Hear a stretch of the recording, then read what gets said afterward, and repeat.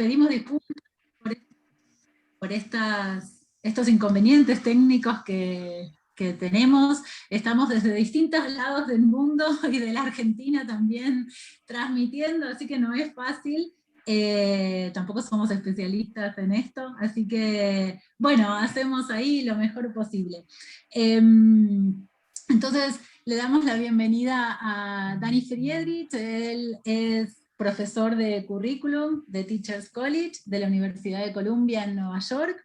Dirige el programa de doctorado en el Departamento de Currículum y Enseñanza, y su trabajo se encuentra en la intersección de los campos de estudios curriculares, educación internacional y comparada, y formación docente. Él además es maestro de enseñanza primaria y es graduado en Ciencias de la Educación por la Universidad de Buenos Aires. Hoy va a estar entonces compartiendo sus reflexiones en esto que llamamos, este ciclo de charlas, que llamamos Disputas Educativas en Tiempos de Pandemia. También está presente Débora Sales de Sousa. Ella, bueno, es la vicepresidenta de ACSE, es profesora en Ciencias de la Educación, trabaja en el sistema educativo de Neuquén, desempeñándose como directora del Instituto Superior de Formación Docente número 12. Trabaja también hace más de 10 años en la Cátedra de Política Educativa de la Universidad Nacional de Comahue, donde es docente y es investigadora. Ella forma parte de la corriente pedagógica emancipadora y es militante de base del sindicato ATEM, en el Frente TEP, que es el Frente de Trabajadores para la Educación Popular.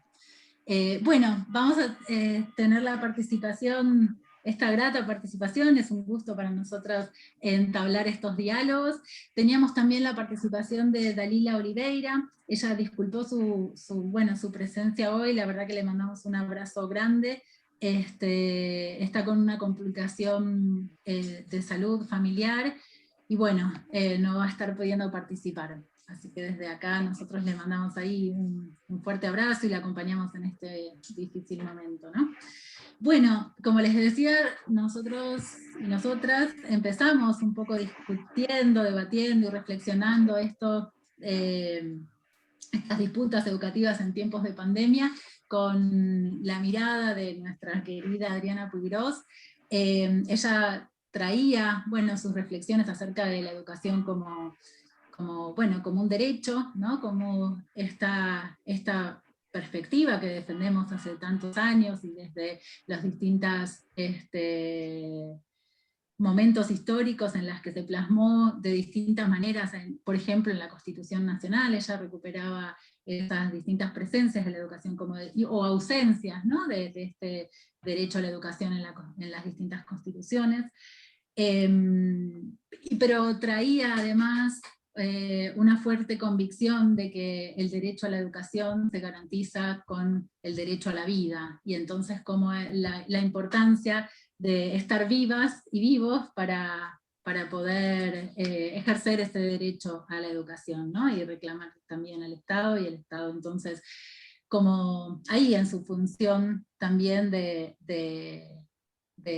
trabajar por este derecho a la vida, ¿no? Y entonces lo que planteaba muy interesantemente de buscar todos los medios posibles, implementar todos los medios posibles en este momento tan particular, desde la virtualidad, pero también desde las publicaciones de cuadernillos, y nos convocaba a todas y a todos los que estamos en la educación, bueno, a poner al servicio nuestros conocimientos, nuestra creatividad, nuestro compromiso, bueno, justamente para garantizar este derecho a la educación y este derecho a la vida, ¿no? Y no pensar en las teorías del fin de la historia, ¿no? Y recuperar esta condición propia de educadores y educadoras críticos de esta condición de la identidad, ¿no? De creer en el futuro, ¿no? Creer en el futuro con posibilidad de transformación, creyendo realmente que la educación produce cambios, produce transformaciones, y creyendo realmente que no hay destinos prefijados, ni que el futuro es un destino, sino un programa posible, una construcción posible. Y entonces, desde donde tengamos fundamentalmente este derecho a la educación y a la vida bien presentes en este proyecto futuro, ¿no? Bueno, también compartía las palabras y sus reflexiones Claudia Figari, quien también en la misma línea fueron todos aportes muy complementarios, ¿no? Tanto los de Adriana, como los de Claudia, como los de Pablo Imen. Claudia Figari analizaba la pandemia como un fenómeno global, y entonces también dimensionar esa situación en la que toda la humanidad está, en la que hay diferentes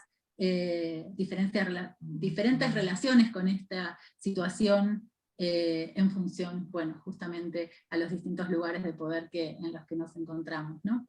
En esta situación de capitalismo voraz, lo llamaba, ¿no? Lo podemos ver.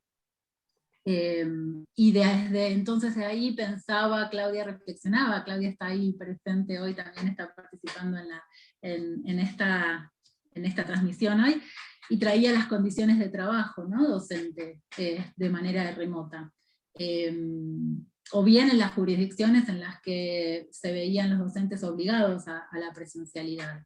Y bueno, como entonces este escenario de educativo en pandemia era un escenario de presencialidad en una escena de muerte, ¿no? Hoy conocimos la muerte de otra docente de una escuela secundaria acá en Ciudad de Buenos Aires, y esto nos ronda todo el tiempo, está presente, bueno, en nuestras realidades, ¿no? En nuestra realidad de trabajo. Pero ante esto proponía Claudia no quedarnos inertes, ¿no? O sea, levantar la voz, denunciarlo, poder apoyarnos en el colectivo, poder recomponer esos lazos que posiblemente en la presencialidad es más fácil, pero que también necesitamos, bueno, retomarlos, recomponerlos permanentemente en esta situación de distanciamiento. Y con eso Pablo articuladamente reflexionaba justamente pensar el futuro como posibilidad nuevamente, o sea, y pensar entonces cómo construir ese proyecto educativo, ¿no? Cuando pase la pandemia, después de la pandemia. Que estamos decía Pablo muy interesantemente, que estamos en un momento histórico clave, en un verdadero cambio de época, ¿no? La pandemia nos está haciendo, nadie va a quedar inerte, decía, nadie va a quedar ajeno a esto que nos pasó a nivel mundial, a nivel global, como humanidad, y entonces tenemos que poder reflexionar, poder ponernos activamente a pensar, bueno, cómo queremos que sea el mundo, ¿no? Después de la pandemia, y cómo queremos que sea la educación, qué proyecto educativo queremos, que nos mostró la pandemia. Y pensar también la educación virtual desde un proyecto emancipador. Y esto se articulaba con lo que proponía Adriana muy fuertemente como proyecto político, ¿no? La necesidad de incorporar a nuestra educación nuevos soportes, sin perder la presencialidad, pero sí ubicando al Estado también como generador de esos nuevos soportes, ¿no? O sea, ella enunciaba la importancia del ARSAT, la importancia de desarrollar la fibra óptica, la importancia de poder volver a una nueva etapa del conectar igualdad, donde entonces el Estado tiene que estar presente y ser motivador de esos desafíos, ¿no? Así que bueno, con esas reflexiones cerrábamos el encuentro tan interesante que tuvimos ese lunes 31, y hoy estamos entonces dispuestas y dispuestos a poder seguir reflexionando y conversando con Dani y con Débora acerca de estos temas, y otros que traigan ellos también desde sus miradas, ¿no? Bueno, No sé si ahora querés empezar, compartir. Bien, ¿se escucha ahí? Sí, muy bien. Perfecto, bueno, genial. Bueno, gracias Mariana, gracias a todos ahí, los que están acá, los que están por otro lado, los que puedan participar por ahí desde el chat también está bueno. Nada, por ahí empezar agregándole un poco a estos diagnósticos compartidos que Mariana por suerte nos socializaba y que nos ponían, ¿no?, como a tono con lo que queríamos seguir conversando y reflexionando y demás. Y en torno a esto, ¿no? Esto que decimos, estas disputas, a los desafíos, a las ideas que seguimos teniendo por delante y sobre las cuales la realidad, ¿no?, pero nos demuestra que hay que seguir poniendo sobre la mesa esta cuestión vinculada a, bueno, cuáles son las disputas, cuáles son los desafíos para seguirnos pensando. Ahí me avisan que no sé si nos vemos bien. Marian, ¿vos qué decís? ¿Sí? Yo los veo muy bien. Perfecto, bueno, sigamos. Me llegan mensajitos, viste que esto de que estamos hiperconectados. Sí, se ve muy bien. Yo estuve probando ahí ahora en Facebook y se ve Perfecto, bien. perfecto, sí. No decimos nada. Bueno, entonces, bueno, digo, por ahí, en esto de retomar lo que decían los compañeros y las compañeras anteriormente, y sin caer en recetas ni retóricas vacías, ¿no? Ni pretender de mi parte hacer análisis rimbombantes, pero hoy simplemente quería socializarles unas ideas que se vienen amasando con la gente con la que uno trabaja, con la que uno piensa, ¿no? Y que cuando las pensaba hace un ratito, digo, bueno, parecen más un programa de militancia, porque tienen muchos deberíamos, pero que bueno, que quizás en el día del nacimiento, ¿no?, del aniversario del Che, en el año en que se cumplen los 100 años del nacimiento de Freire, bueno, quizás no sería tan desacertado tampoco plantearlo de ese modo. Y para pensar, ¿no?, un poco desde el comienzo, cuando entramos, por decirlo de alguna forma, en la pandemia, ¿no?, pensábamos varias, no todos claramente, ni todas, pero varias, que era una oportunidad para salir mejores, decíamos, ¿no? Era una oportunidad para eso, para salir mejores, dado que, nada, las medidas tomadas, ¿no?, de política nacional, así lo plantearon desde la movida, digo, las políticas de cuidado, la empatía, el entender que nadie se salva solo, que somos una comunidad y demás, fue lo que primó, ¿no?, al comienzo, y que luego, lamentablemente, ¿no?, con el paso de los meses, eso fue cambiando, lo sabemos. ¿Y por qué traemos esto a colación? Porque nos interesa por ahí pensar esos ribetes, ¿no?, y el papel que debería jugar o que debemos jugar en ese sentido, y hoy vamos a tratar de hacer foco en estos 10, 13, 14, 15 minutitos que tenemos, hacer foco en lo que la educación o los educadores y las educadoras, ¿no?, en esta realidad sórdida, como decimos siempre, nos ocupamos del quehacer. Bueno, ¿cuál es nuestro quehacer? Algo que en ACSE siempre trabajamos, ¿no? Y es, bueno, ¿qué podemos hacer en nuestras instituciones, en nuestras escuelas, en las trincheras en las que estamos, incluso en nuestros espacios curriculares, desde nuestros monitores, digo, desde donde nos toca hoy, para aportar a que como sociedad no soportemos lo injusto? Digo, no es una cosa nueva, no es algo, ¿no? Digo, podíamos remitirnos un montón para atrás para pensarlo, pero digo, hoy está sumamente presente y es algo que nos preocupa. Digo, que no calen esas retóricas del odio, ¿no?, o que no primen los discursos simplistas, entre otras cuestiones. Yo ahora, un poquito más adelante, voy a tratar de explayarme qué quiero decir con esto, pero es decir, hoy tenemos las desigualdades, hoy, y desde el 2020 en la pandemia, desde antes, digo, pero ¿no?, estas desigualdades en un primer plano, ¿no?, estas diversas respuestas y reacciones que han generado lo que significó la pandemia, ¿no?, y estos diagnósticos que también relataban los compañeros y las compañeras en el encuentro pasado, pero que evidentemente pensamos revisar estas cuestiones que quizás parezcan obvias, digo, ¿no? Y enunciar lo que duele como educadores y como educadoras, y pensar entonces cómo cambiarlo desde la pedagogía de lo público, desde la pedagogía de lo justo, en clave de derechos para todos. Quizás no eran las ideas con las que uno diga, bueno, voy a presentar en una charla, pero son a veces esas ideas a las que uno no le puede escapar, ¿no? Digo, hay ideas que nada, que son esas ideas a las que no se les puede escapar y que hay que poderles poner cabeza. Digo, hoy sabemos que enfrentamos una realidad, y estoy pensando todo el tiempo en términos de disputa, que era un poco el objetivo de la charla de hoy, comandada, ¿no?, en parte por intereses ominosos.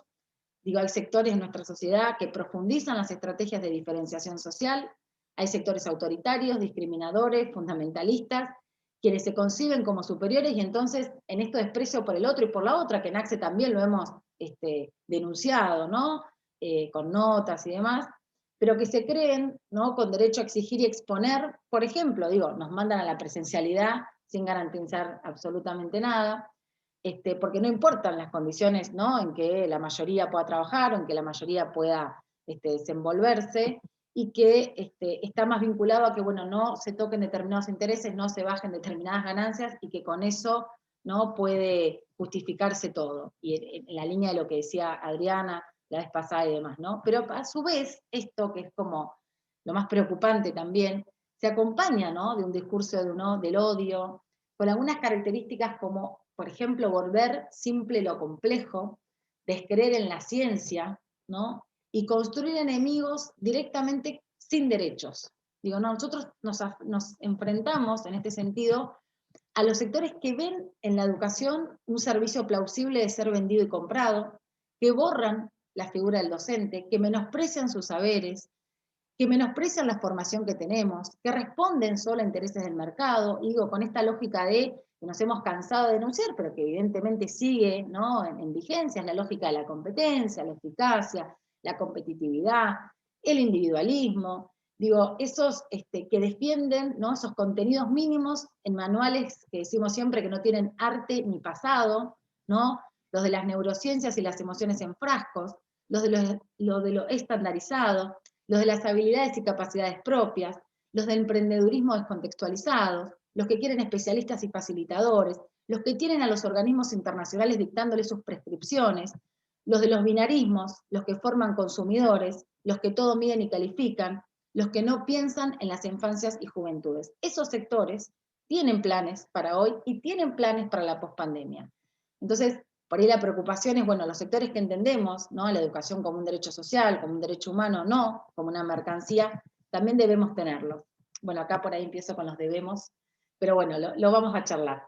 Creo que como educadoras, ¿no?, las que trabajamos acá en instituciones educativas, que pensamos una y mil veces los principios político-educativos que le dieron origen a la escuela, a las instituciones, al sistema educativo, una escuela que ha tenido que repensarse y que hemos tenido que defender en términos de lo que está haciendo, ¿no?, y de lo que está garantizando, y de repensar su función también, porque digo, es una escuela que nosotros también decimos que hay que cambiarla, y a veces en los 90, ¿no?, en otras épocas tuvimos que solo resistir, entonces no nos pudimos animar a decir, bueno, pero también hay que cambiarla.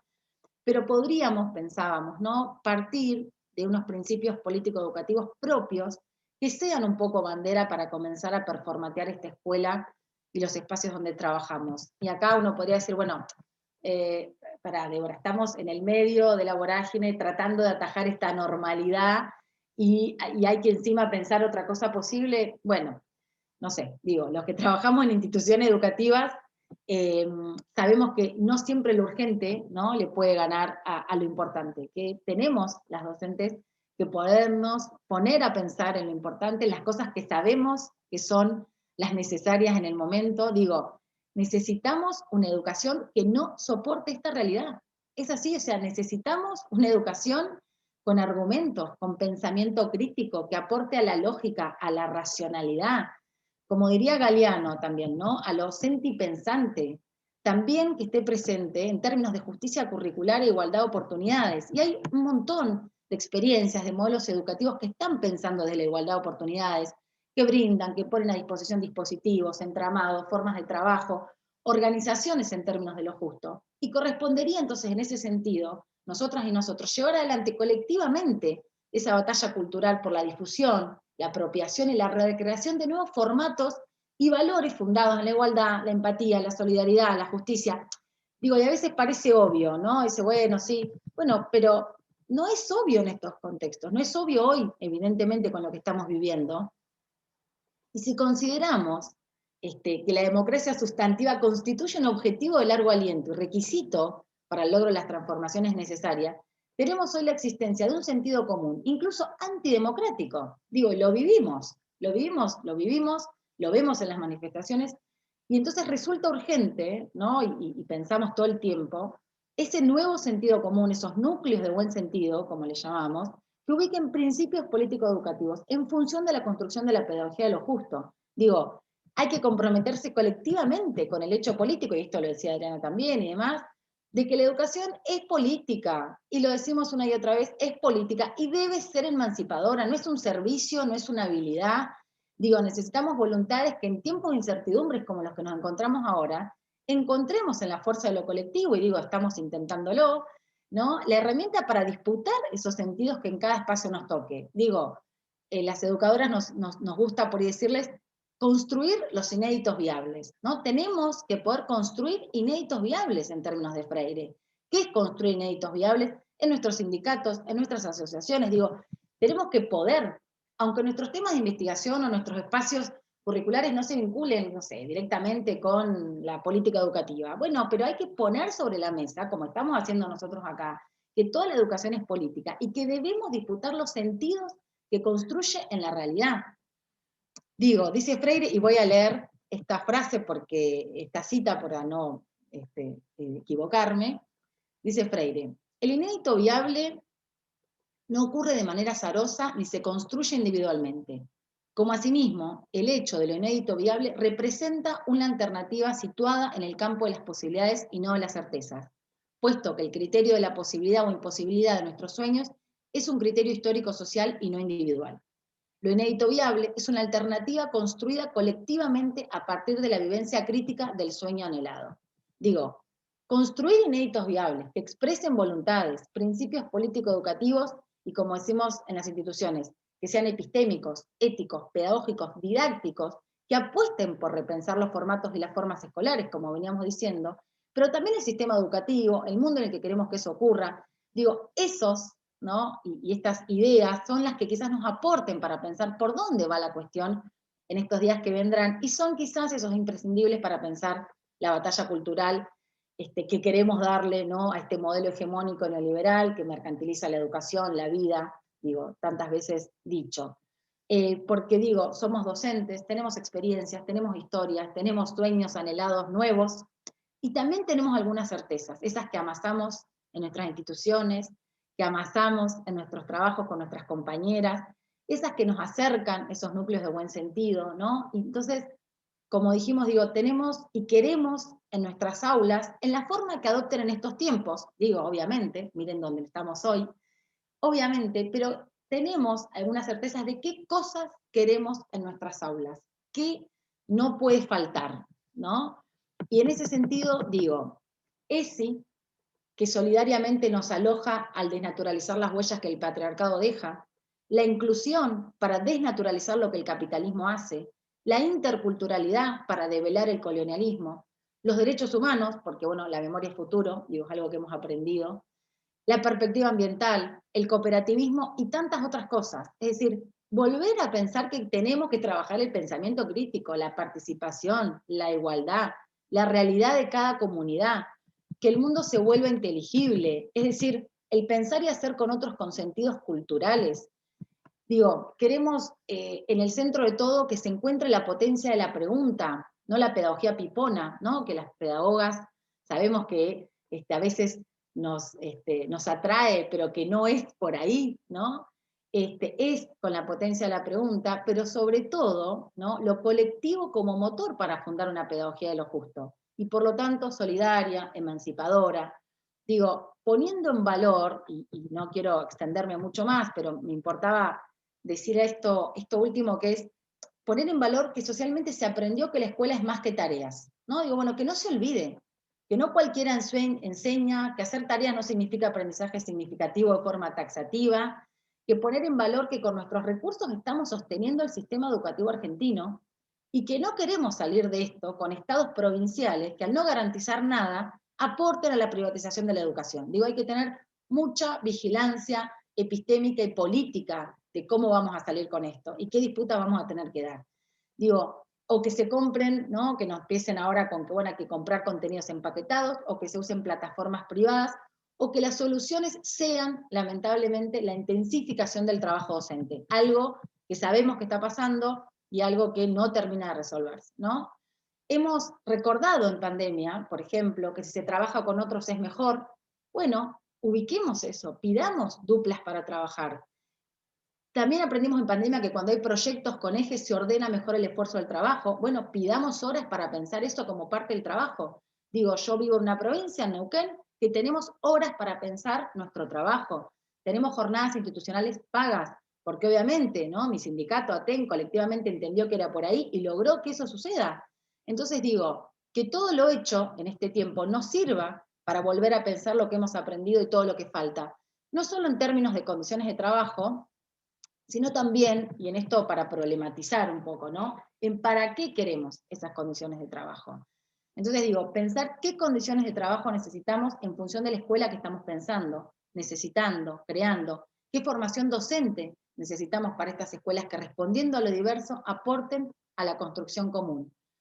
Existen otras formas de habitar y educarnos colectivamente. Por ejemplo, queremos una donde reconozcamos lo injusto y esto se vuelva insoportable. Y ahí quizás nuestro gran desafío. Bueno, muchas gracias, Débora. Vamos a continuar entonces con las reflexiones de Dani, y después, si les parece, hacemos ahí una ronda de preguntas, de intervenciones, que ya fueron llegando algunas. Bueno, gracias por la invitación. Siempre es un placer volver, aunque sea virtualmente. Como decía Mariana, perdón. Yo estoy ahora en Nueva York, trabajo acá en la Universidad de Columbia. Y bueno, lo que yo quería traer un poco es, Cintia me invitó a participar, a partir de que escribí un trabajo sobre la coyuntura, explicando un poco la situación en Nueva York con la pandemia y la escuela. Y me parece que conecta muy bien con lo que Débora está diciendo, en términos de algunos ejemplos concretos de las cosas que están funcionando y que no están funcionando en la ciudad.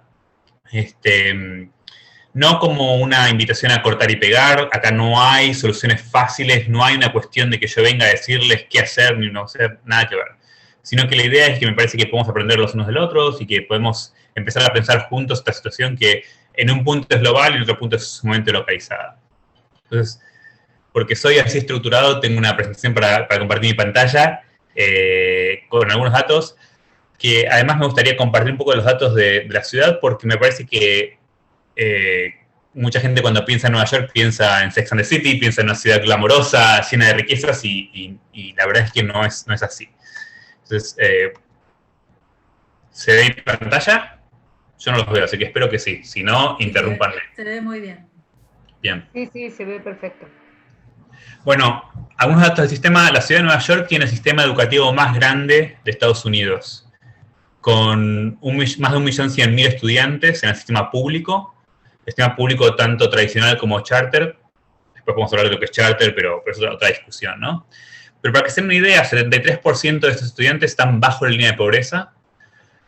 De estos estudiantes, el 85% son poblaciones no blancas, latinas, negras, asiáticas, mixtas, indígenas, etcétera, etcétera. De ese número también el 20% está etiquetado con discapacidades, recibiendo servicios especiales. Y la ciudad tiene 1.866 escuelas, de las cuales 260 son charter. Eso se dan una idea de la escala de este sistema, que es un sistema monstruo, ¿no? Es un sistema enorme de educación.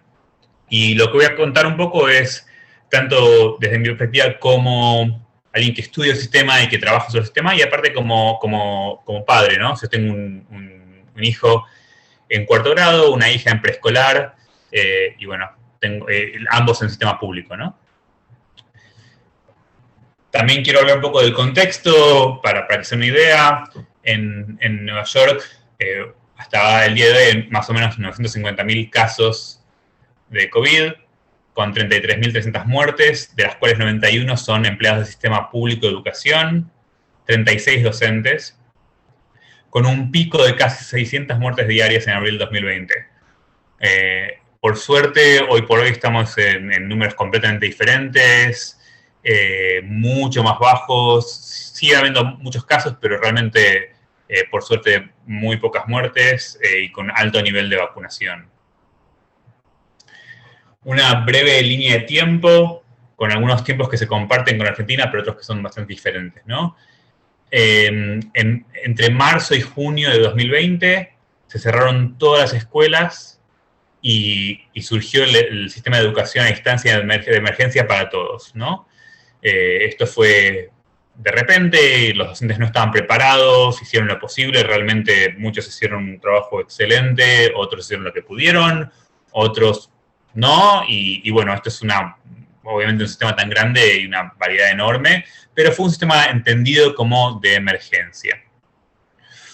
Durante el verano, que acá el verano es junio, julio, agosto, hubo un periodo muy amplio de negociación entre el gobierno de la ciudad y los sindicatos. Entendiendo que en este momento el gobierno de la ciudad tiene una buena relación, relativamente buena relación con los sindicatos, es un gobierno dentro del contexto norteamericano de izquierda, que esto podemos hablar mucho tiempo de lo que eso quiere decir, pero bueno, esto llegó a ciertas condiciones que permitieron que en septiembre se abriera un sistema dual, ¿no? Por un lado, un sistema híbrido, es decir, en el cual las familias que elegían el sistema híbrido iban a la escuela presencial día de por medio y los otros días en casa, haciendo educación a distancia. O otras escuelas elegían educación completamente a distancia. Esta posibilidad del sistema dual era de sala de 3 a quinto grado, que es el quinto grado es el final de la primaria. Y para todo el resto, a partir de sexto grado, es sistema de educación a distancia para todos, ¿no? Acá hay una gran excepción, que es que los sistemas de educación especial siempre fueron presenciales para aquellos niños niñas que necesitan servicios especiales que no pueden recibir en casa. Y además habían centros de cuidado para los hijos de trabajadores esenciales que funcionan en personas, porque esos trabajadores necesitaban que sus niños estén en la escuela, ¿no?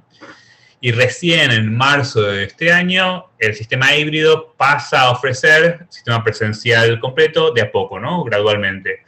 Empezando con la educación temprana, sala de 3, sala de 4, sala de 5 y primer grado. Luego segundo grado, tercer grado, hasta que en este momento, en mayo, junio, se abrió la escuela para todos los grados presencial, para aquellos que habían elegido. Los que habían elegido educación a distancia se mantienen a distancia, y bueno, en esa estamos hoy por hoy. Ahora entender un poco cuáles son las condiciones que pusieron los gremios para abrir las escuelas presenciales. Una condición muy importante fue que los docentes, cualquier docente, tiene derecho a presentar un permiso médico para dar clases desde casa, tanto por razones personales como familiares, sin cuestionamientos. Es decir, que este permiso no tenía que estar firmado por nadie, sino que era simplemente decir, yo me siento más cómodo, o por cuestiones de salud personal, o porque tengo que cuidar a alguien vulnerable, prefiero dar clases de casa. Los docentes la otra condición fue que aquellos docentes que eligieron enseñar de casa no lo hacen de manera presencial, y los de manera presencial no lo hacen a distancia. Es decir, que los docentes no son forzados a dar clases simultáneas, presencial y a distancia. Nuevamente, esto es el sistema ciudad de Nueva York. En otros estados, en otras ciudades, las condiciones fueron muy diferentes. En algunos estados se les forzó a los docentes a dar clases presenciales. En otros estados se les forzó a los docentes a dar clases tanto presenciales como a distancia al mismo tiempo, etc. Acá en la ciudad de Nueva York los gremios estaban bastante contentos con los acuerdos. Las reglas de cuidado fueron también acordadas. Un caso en una clase llevaba a que la clase cierre por 10 días. 2 casos en la escuela, cerraron la escuela por 10 días. Hay un testeo hisopado constante y obligatorio, es decir, que las familias que optaron por el sistema híbrido tenían que acordar a que sus hijos, sea la edad que sea, fueran testeadas regularmente. Y luego, si la tasa de positividad de esos test se subía por encima del 5%, el sistema completo cerraba hasta que esa tasa volviera a bajar. Estos números fueron cambiando con el tiempo a través de que las vacunas fueran más disponibles, pero bueno, esta es una idea general, ¿no? Y la otra condición fue que, esta es una condición negociada entre el Estado y los gremios, fue que para aquellas familias que eligieran educación a distancia, los gremios tenían que garantizar que cierta cantidad de instrucción fuera en vivo, es decir, que no fuera todo actividades posteadas para que los chicos trabajen solos, sino que hubiera cierta interacción garantizada, ¿no? En general esto era 1 hora por día, 2 horas por día, dependiendo un poco de los grados, de la edad de los chicos y de las necesidades de los chicos. Dentro del rol Estado, como dije antes, hubieron ciertas áreas prioritarias que siempre fueron designadas como áreas que necesitaban la presencialidad, como es la educación especial, luego la educación temprana y la educación para las hijas de los empleados esenciales.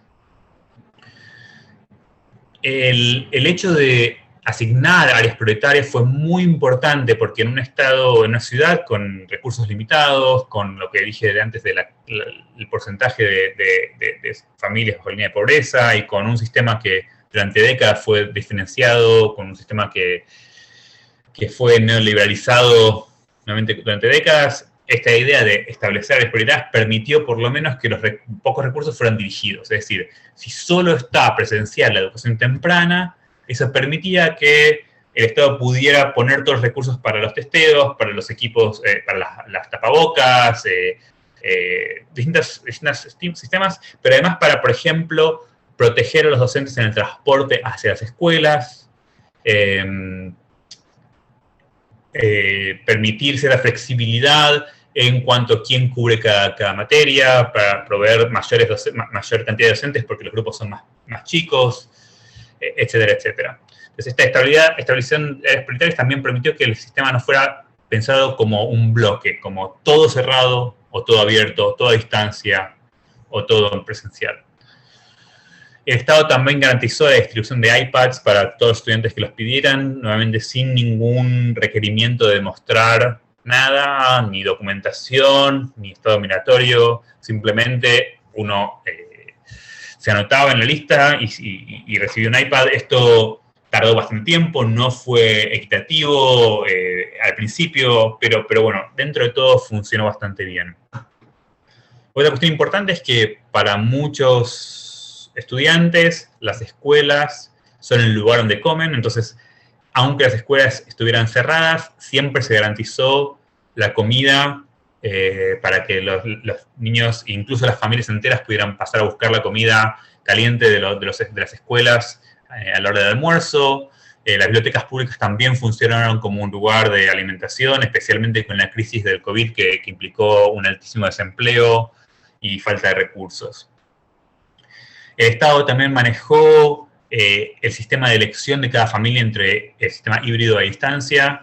Eso fue muy importante para que los líderes de las escuelas, los directivos, pudieran programar un poco cómo funcionaba. Entonces lo que hubieron ventanas cada tantos meses en las que las familias que elegían a distancia pudieran reconsiderar si lo era necesario y volver al aula, o en cualquier momento las familias en el sistema híbrido podían elegir pasar a distancia. Y esto estaba todo manejado por un sistema centralizado.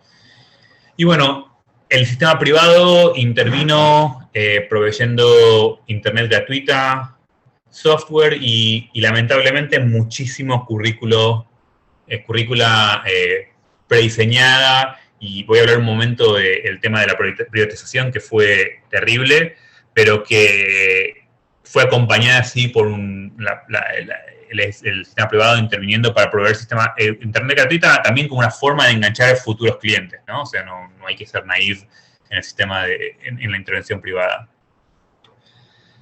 Algunas cuestiones positivas que vimos en estos meses, este año, diría, ¿no? Como decía antes, la importancia de no entender el sistema escolar como un bloque único. Establecer sistemas prioritarios permite distribuir recursos. Otra cuestión sumamente positiva fue el hecho de que los docentes, para poder volver al aula, necesitaban sentirse cuidados no solamente por el Estado, sino que por la población entera de la ciudad. Es impresionante caminar por la ciudad y ver que absolutamente todo el mundo, al menos hasta el mes pasado, donde, digamos, con el tema de las vacunas, todo el mundo usaba tapabocas, incluido niñas de casi cualquier edad, digamos, mayores de 2 años usaban tapabocas. Caminando a la calle, en transporte público, en la escuela. Los docentes comentaban continuamente en los estudios que yo hice y otros colegas, fue que se sentían cuidados no solamente por la escuela, sino que por la comunidad entera, por la ciudad entera, ¿no? Otro aspecto muy positivo es realmente comprender, y esto lo decía antes Débora, que la educación a distancia no es la ausencia de escuela. La educación a distancia puede ser un currículo sumamente centrado en la justicia social, puede ser un currículo emancipador, puede ser un currículo que una interacción pedagógica de cuidado, y para algunos estudiantes que sufren mucho en ir a la escuela todos los días, la educación a distancia abrió la puerta a otra forma de aprender, a otra forma de relacionarse con sus docentes, a otra forma de relacionarse con sus compañeras. Entonces, me parece que es importante, digamos, y esto me parece que la mayor parte de ustedes que están en esta charla y que observan lo entienden, que es que la educación a distancia es otra forma de pedagogía con otra lógica, pero es pedagogía. Y una cuestión que quizás no afecta tanto a Argentina, pero lo quiero mencionar, es que en Estados Unidos los docentes continuamente luchan en contra del dominio de las pruebas estandarizadas como forma de medir qué cuenta y qué no cuenta dentro de la escuela. La pandemia forzó a la suspensión de las pruebas estandarizadas y esto abrió muchísimo las oportunidades pedagógicas para muchos docentes. Algunos docentes tomaron ventaja de esta apertura, otros no, pero fue re interesante ver cómo para muchísimos docentes no sentirse atados a las pruebas estandarizadas permitió experimentar, permitió cuidar a los alumnos de otra manera, permitió no centralizarse en lo que iba a ser testeado, sino que en lo que realmente traían los alumnos como currículo. Y este currículo podía ser currículo sobre COVID, currículo sobre la comunidad en la que se veían afectados, el trauma. Entonces me parece muy importante entender y me parece que fue una oportunidad muy importante. Tal es el caso que el gobierno decidió que a partir de ahora, incluso cuando pase la pandemia, en el paso de la escuela primaria a la escuela media, se suspendió totalmente el uso de pruebas estandarizadas para ver quién entra a cada escuela. Eso es un tema muy amplio del que puedo hablar un poco más, si están interesados. Pero lo que quiero decir es que si bien esos sistemas no existen en Argentina tan así, la pandemia abrió las posibilidades políticas y pedagógicas para otro tipo de pensamiento. Y eso es muy importante. Algunas deudas pendientes fueron la enorme desigualdad en acceso a Internet, en especial para alumnas en situación de calle. Si bien ciertos hogares ofrecían Internet, esto fue muy dispar y hubieron muchísimos miles de alumnos que simplemente no se reconectaron y para los cuales durante un año no hubo conexión con sus docentes, con sus compañeros, y simplemente quedaron como fuera del sistema. Otra deuda pendiente tiene que ver con la desconfianza histórica de la población negra hacia el Estado, que lleva a tender a no confiar en la escuela como un espacio seguro y en el sistema de salud como un espacio seguro. Es un trabajo curricular, político, pedagógico que necesitamos hacer y que va a llevar generaciones en una sociedad con un racismo estructural muy fuerte y que hace que, como yo decía, las familias podían optar entre la educación a distancia y la educación híbrida y una disparidad bastante fuerte, racial, entre quienes elegían cada una. Las poblaciones negras solían elegir desproporcionalmente la educación en casa, a distancia, por no confiar en la escuela. Esto tiene importantes excepciones. En escuelas donde la comunidad es fuerte, donde las familias se sienten cuidadas y donde varias generaciones fueron a la misma escuela, esas familias confiaron en la escuela y mandaron a los niños a la escuela porque sentían que sus docentes estaban cuidados, que los niños estaban cuidados, que los directivos estaban cuidados. Este es el caso, por ejemplo, de la escuela en Harlem, donde van mis hijos, donde realmente la mayor parte de las familias, el 80% de las familias en esa escuela son negras, y realmente la mayor parte de las familias negras eligió mandar a sus hijos a la escuela. La otra deuda pendiente, para la cual no hay una solución fácil, es que la escuela sigue siendo central como lugar de detección del abuso. Y la educación a distancia no puede, lamentablemente por ahora, cubrir ese espacio. Entonces, para aquellas familias que eligieron la educación a distancia, sí se ve un aumento muy fuerte en el abuso y en otras situaciones muy problemáticas intrafamiliares. Algunas cuestiones para prestar atención. Esto lo veo cuando leo las noticias sobre Argentina, cuando converso con compañeros allá, y acá pasa lo mismo, y es que la derecha busca constantemente oponer docentes y sindicatos contra familias, ¿no? O sea, cuando los docentes eligen por distintas razones trabajar desde casa, la derecha se agarra a eso para decir tenemos que poner a los niños primero, tenemos que los docentes no quieren trabajar, hay que desarmar a los sindicatos para obligar a los docentes a trabajar. Entonces, hay varias formas de resistir esto. Hay una forma política organizada de resistir estas cuestiones. Por suerte, en la ciudad de Nueva York se vio mucho que en las escuelas que tenían comunidades que cuidaban a sus estudiantes, cuidaban a sus docentes, las familias resistieron ese discurso. Resistieron la forma de pensar docentes contra niños. Y realmente creo que hay una conexión muy fuerte, más allá del discurso general sobre los docentes en abstracto, hay una conexión muy fuerte entre las familias y los docentes de sus chicos. Otra cuestión para prestar atención es las tensiones acerca del discurso del año perdido, ¿no? O sea, por un lado, muchas de la gente como yo que trabajamos con escuelas resistimos mucho el discurso de que este fue un año perdido, ¿no? Porque me parece que hay que entender que los niños que estudiaron en casa, más allá de la educación a distancia y de calidad de educación a distancia, también aprendieron muchísimas cosas, como por ejemplo cómo sobrevivir una pandemia, a vivir con trauma, a vivir, a tener alegrías en el medio de un año, a cocinar, a ayudar a las familias, etcétera. Hay muchísimo aprendizaje que ocurrió este año y que no está perdido. Por otro lado, es importante que, si decimos que los chicos aprendieron muchísimo por fuera de la escuela, no permitir a la derecha agarrarse de eso para decir, bueno, entonces la escuela no es necesaria. Entonces la escuela, ¿para qué van los chicos a la escuela si los chicos igual aprenden? Entonces hay que tener mucho cuidado con ese discurso, ¿no? Que se abre para ambos casos.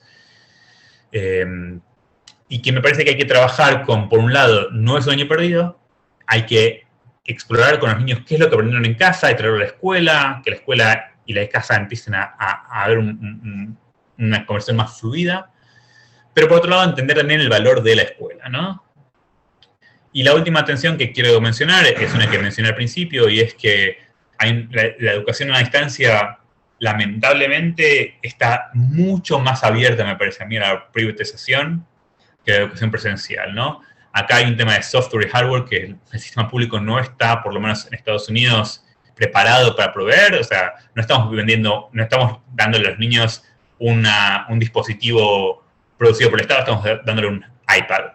No, las aplicaciones que se usan son Zoom, son aplicaciones de servicios privados que buscan beneficiarse, maximizar el crédito, maximizar no sé la palabra en castellano, pero las ganancias, y hay que tener muchísimo cuidado con las formas en las que tecnologías que no fueron diseñadas con fines pedagógicos son utilizadas para fines pedagógicos por una situación de emergencia.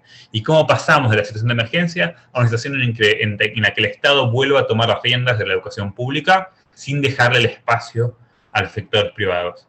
La otra cuestión es que todo esto que estaba discutiendo entre híbrido, a distancia, etcétera, es solo para el sector público. El sector privado se mantuvo en persona y eso hizo que muchas familias que requerían que sus hijos fueran a la escuela en persona, se mudaron al sistema privado, ¿no?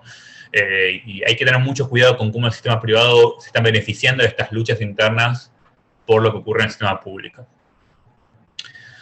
Así que bueno, ahí pongo mi mail para que me contacten si tienen una pregunta o alguna cuestión después de la charla. Y eso es lo que tenía yo para compartir. Gracias. Bueno, muchas gracias, Dani. Siempre es muy interesante escucharte y tus reflexiones. Bueno, bueno, ¿cuánto, no? O sea, no sabemos por dónde empezar, se abrió como un panorama con las intervenciones de Dani y de Débora, bueno, amplio y sobre todo de posibilidad, ¿no? De reflexiva. Parece que ahí nuevamente necesitamos apelar y recuperar esa visión de futuro, de creación y de pensar juntos y juntas.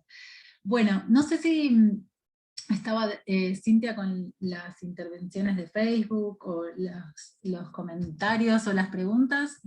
Yo estaba, no llegué a ver.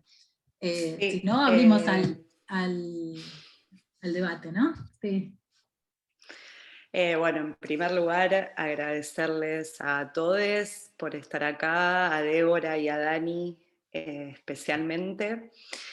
Y no, cuando les escuchaba, hacía como un ejercicio metodológico en el cual estamos formadas, que es buscar lo común y lo no común, ¿no? Entre los dos extremos de nuestra América.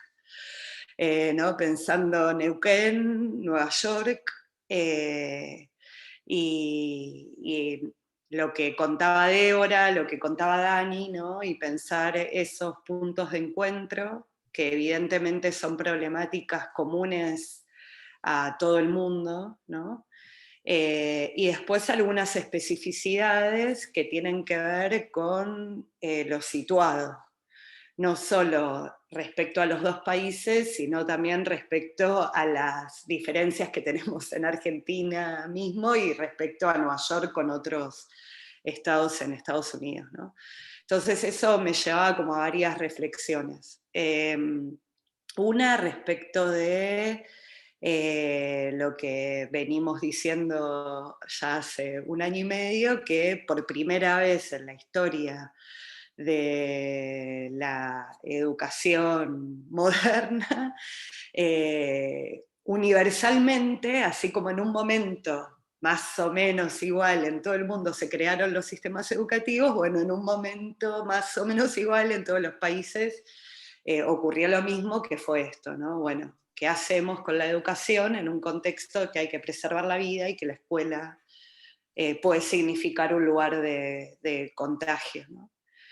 Entonces, bueno, eso como primer punto en común. Y cómo esta problemática también expresó problemas que veníamos sufriendo, digamos, pre-pandemia, y que la pandemia los puso al desnudo, ¿no? Y que capaz, digo, el sentido común piensa que son problemas nada más del tercer mundo, de América Latina, y como Dani nos trae, ¿no? Como estas problemáticas de la desigualdad. Quizás el año pasado con el caso de Floyd, ¿no? También afloró, por suerte, digamos, ¿no? Se puso sobre el tapete la cuestión del racismo en Estados Unidos.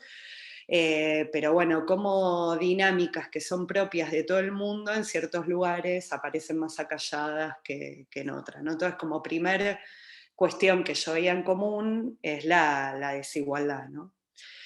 Pero después, bueno, como puntos, para hacerlo corto, digamos, como puntos de diferencia es, bueno, cómo cada lugar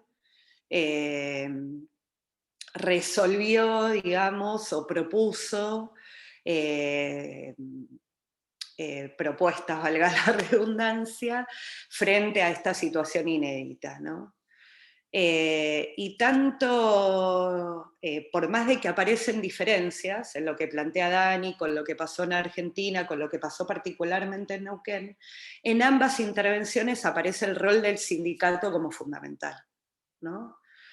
En un contexto que, como dice Dani, la derecha todo el tiempo trata de enfrentar no solo a la familia, sino de estigmatizar y de poner al sindicato en un lugar, ¿no? Del enemigo, ¿no? Durante los 4 años de macrismo acá pasó eso, no sé específicamente cómo fue el vínculo entre los sindicatos docentes y Trump, pero me imagino que puede ser algo similar. Pero bueno, es ubicar, ¿no?, a las trabajadores y trabajadores de la educación y a los sindicatos en particular como el enemigo. Y al mismo tiempo, como desde los sindicatos se proponen también las propuestas de cuidado, justamente lo opuesto a lo que el poder o la derecha quiere construir acerca de los sindicatos. Entonces, a mí por lo menos me sorprende también, porque lo que nos llega a nosotros más acá en Estados Unidos son los estudios, ¿no?, de análisis de la ofensiva de la derecha, y como también hay toda una organización sindical, ¿no?, que dijo, bueno, nosotras y nosotros volvemos a las aulas, pero con estas condiciones, ¿no? Y cómo esa vuelta a las aulas es producto también de una disputa y de una lucha. Bueno, eso, como reflexiones para abrir el debate.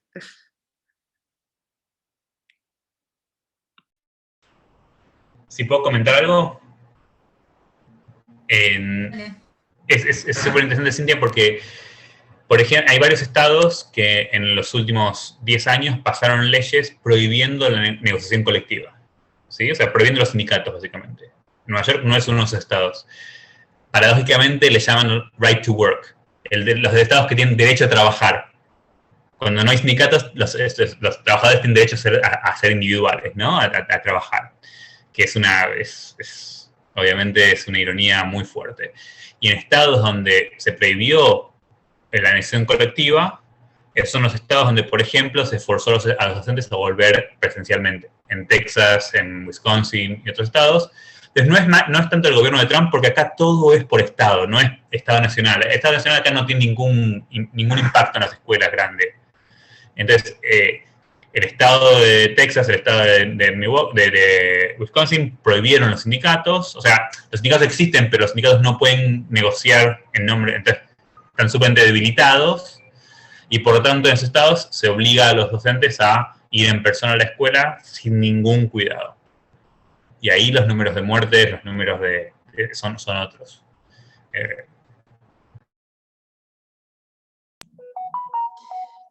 Sí, podemos Dale, adelante, por favor. como comentar, bueno, agradecer muchísimo, muchísimo la participación de todos, todas, y bueno, y felicitar mucho a Débora y a Dani. Es un placer, y la asociación está plenamente comprometida con visibilizar, desnaturalizar, someter a las críticas y levantar la voz, como digo, ¿no?, respecto a las situaciones que están aconteciendo en la educación, ¿no? Que nos interpela como pedagogos, pedagogas. Lo que quiero decir es que esta idea, este eslogan, que está instalado aparentemente, y esta es una de las zonas comunes, ¿no?, acá en Argentina y por lo menos en Nueva York, respecto al año perdido, a la falacia del año perdido, ¿no? Una falacia que tiene que ver en su contracara con que los docentes, los educadores, las educadoras no trabajan, digo, no han trabajado. Es decir, la falacia del año perdido, quiero decir, es un lugar, un núcleo duro de sentido que hay que someter permanentemente a la crítica respecto a la complejización y a la intensificación del trabajo docente. Eso, por un lado, recuperando estas cuestiones que planteaban. Y el otro tema que yo creo en esto, que bueno, Débora decía, ¿no? Podemos soñar también una escuela distinta, en esto de pensar una política, ¿no? Digamos, comprometida con una educación emancipadora, y en esto que vos leías, ¿no?, citando a Freire, del inédito viable, esta idea de que, a ver, que no entren, esto ya lo discutimos en los 90, los enlatados. La educación a distancia, sin lugar a dudas, está instalada, pero también estamos viendo cómo una cosa es que se plantee como una herramienta más de las que estamos utilizando en múltiples espacios, y obviamente en la escuela, estamos hablando de la escuela, ¿no? de la cuestión educativa, pero que detrás, y muy bien lo decía Dani, guay con el nuevo papel que puede jugar el sector privado, y tanto en materia de hardware como en materia de software, digamos, ¿no? Y esto de que sean dadivoso, el capital no es dadivoso en términos de ofrecer digamos, la conectividad o internet a todos y a todas, ¿no? Que es lo que de alguna manera prepara el terreno para, digamos, ¿no? Entonces, creo que un elemento que hay que estar muy, muy alerta con esta idea de la educación a distancia y la educación virtual, que ya hemos visto que no es lo mismo, pero bueno, y que implica mucha formación, mucha formación, ¿no? Docente también, y un trabajo terrible de los docentes, que en Argentina tienen que ser a la vez presencialidad y a distancia. Como, ¿no? Cambiar el chip, digamos, y pasar de una instancia a otra. Y yo creo que uno se tiene que parar mucho en esto, en resguardo, digamos, de las condiciones de trabajo, y sí, y creo que la organización colectiva y la lucha y la resistencia es aquello que puede pensar una educación diferente, que no se lleve puesto los derechos, y como decía Débora, una pedagogía para la justicia, ¿no es cierto? Una pedagogía que resguarde derechos, que recupere derechos. Así que bueno, nada, eso. Son riesgos, creo que estamos viviendo muchos riesgos por todos lados, ¿no? Riesgos, fisuras, digamos, ¿no? El neoliberalismo está, de alguna manera, transitando, está.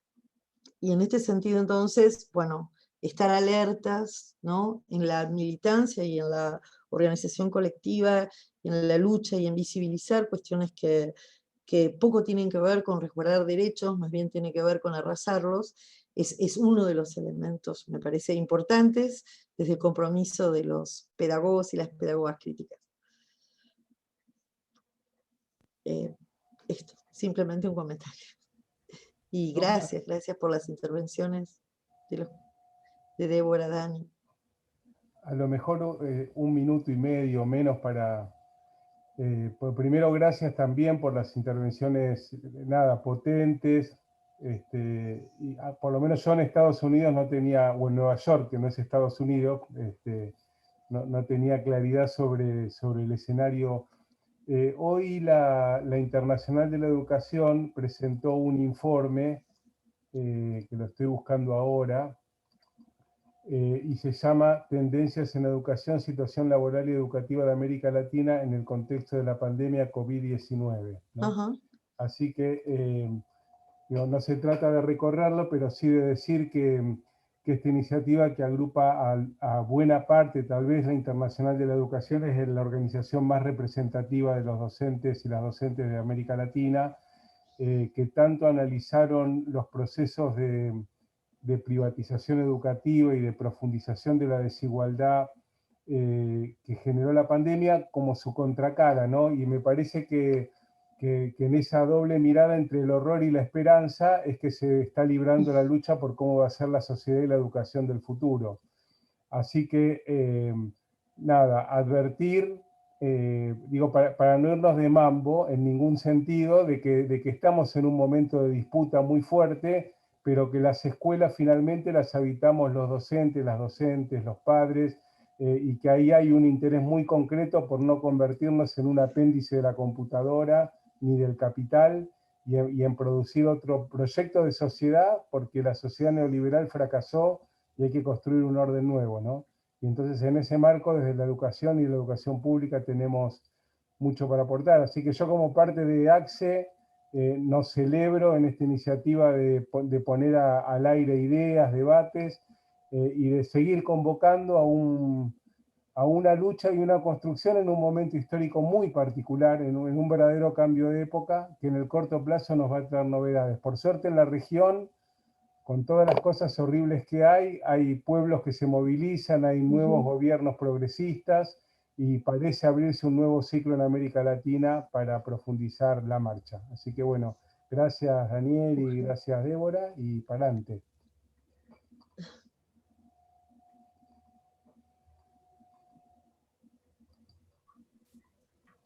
Bueno, gracias Pablo, no te había mencionado antes, no te había visto, viste que se ve así en línea, no había llegado donde estabas.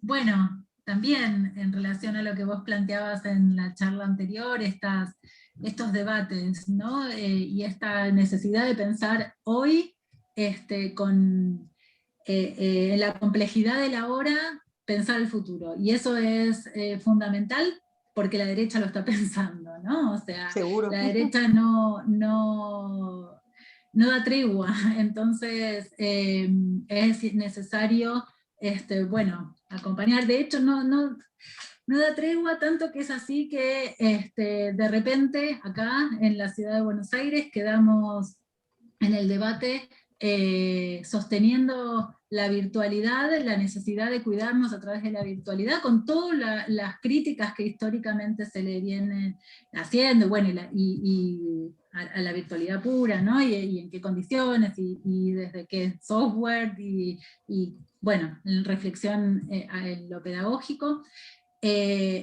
Y la derecha respaldando la presencialidad y el estar adentro de las escuelas. Entonces nos desenfoca el debate. Entonces ahí nuevamente tenemos que poder bueno, buscar maneras de pensar en el derecho a la educación, de pensar el derecho a la vida, y sobre todo bueno, estar atentas de cómo, ya nos lo planteaba Michael Apple, ¿no?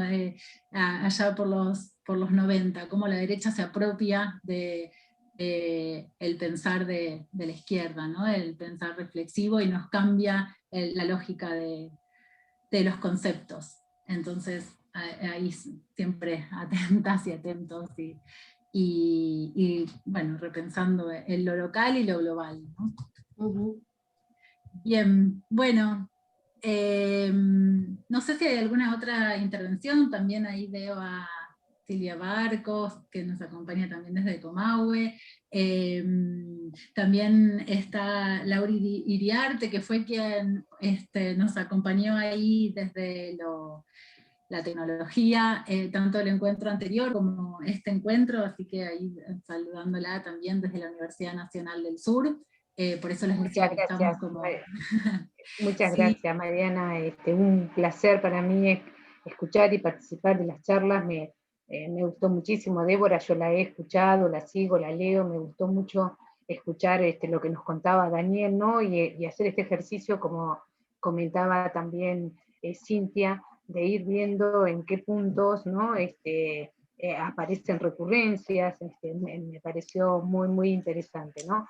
En mi caso trabajo en educación a distancia en la Universidad Nacional del Sur, así que los acuerdo con los aportes que ha hecho Claudia, los comentarios que han estado haciendo los compañeros, ¿no? Esto de que no es lo mismo, y también de cómo los privados avanzan en ese campo, porque bueno, reconocen por allí un fuerte potencial. Y la lucha que desde las universidades públicas hacemos a través de nuestras propuestas de educación a distancia pública. Bueno, agradecerles también esta oportunidad de participar, y iremos mejorando las cuestiones tecnológicas para el próximo evento. Seguro. Pero se ha podido transmitir, creo. Muchas gracias.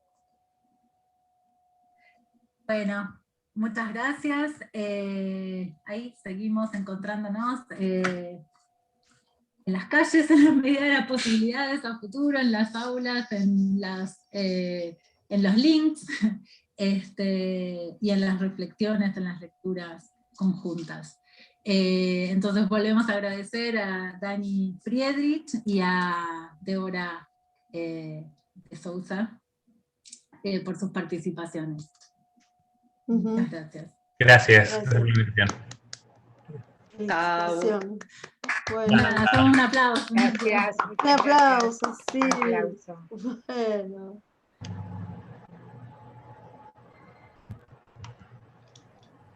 Bueno, detuve la transmisión, así que creo que ya está. Sí, yo también la detuve. lograste. Hay que poner, crear ahí un está. clip, ¿no? ¿O qué hay que hacer? No, porque yo ya la detuve de acá, y está conectada. Ah, y se publica. Sí, ¿Y sí. la grabaron el Zoom? Sí, está todavía estoy Sí, grabando, igual ahí queda en corto. Facebook.